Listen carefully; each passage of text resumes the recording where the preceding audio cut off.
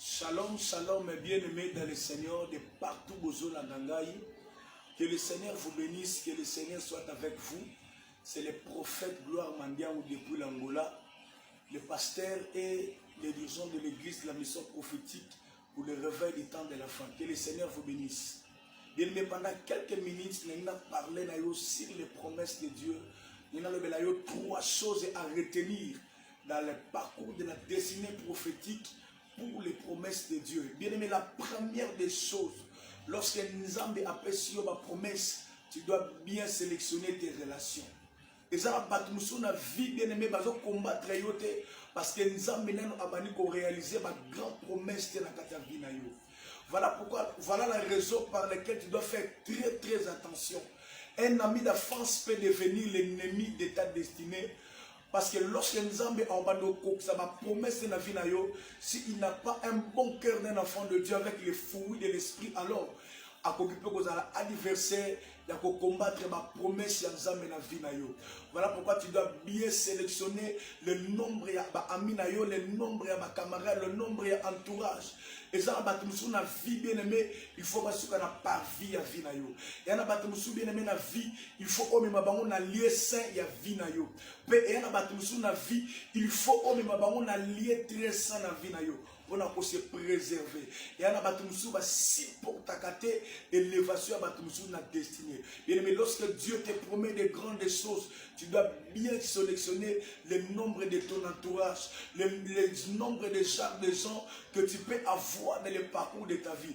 Combien de personnes, combien de proches ça te préservera le jour où le Seigneur commencera à réaliser les promesses dans ta vie.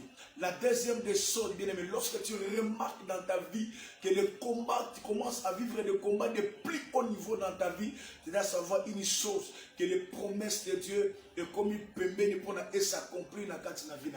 De la même manière, les promesses de Dieu dans la parole prophétique, même dans la Bible, ils ont interprété le cas de moisson à la grossesse, bien aimé, douleur il y a grossesse, mais douleur il y a affrontement, et comme tellement dire que ma casse lorsque moi ça zéni a commis dans 9 mois. Ma citation nous autres traverser la vie nayo, c'est parce que les promesses de Dieu et l'igné koksamanabo monayo. Bah étape difficile aux autres traverser dans ces saisons, dans ces moments, c'est parce que le Seigneur veut faire quelque chose dans ta vie. Le Seigneur veut t'amener à une grande dimension que tu n'as jamais remarqué dans ta vie. Voilà la raison par laquelle la période autosali tu traverses des moments difficiles, tu es combat, tu manques à manger, tu n'as pas des habits, tu es abandonné, rejeté, même par tout le monde. Ne crains rien, le Seigneur est avec toi. Le silence de Dieu, ce n'est pas son absence. Bien aimé, la troisième des choses, lorsque Dieu te promet des promesses, lorsque Nzamba Salio va promesse à Minene, tu dois être patient avec Dieu. Parce qu'avant que l'Éternel commence à réaliser ses promesses dans ta vie, le Seigneur prendra le temps de te préparer. Le Seigneur prendra le temps de te préparer, de te parler et de te travailler. Aussi longtemps, bien aimé, tant que tu es quitté. Aussi longtemps que tu es d'abord dans l'école de Dieu, école de silité.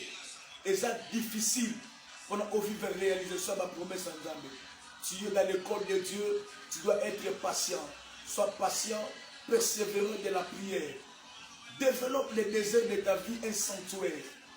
Développe ton intimité avec le Saint-Esprit dans la prière. En même temps, aujourd'hui, c'est la promesse ensemble. Bien aimé, c'est lui qui a fait la promesse est fidèle.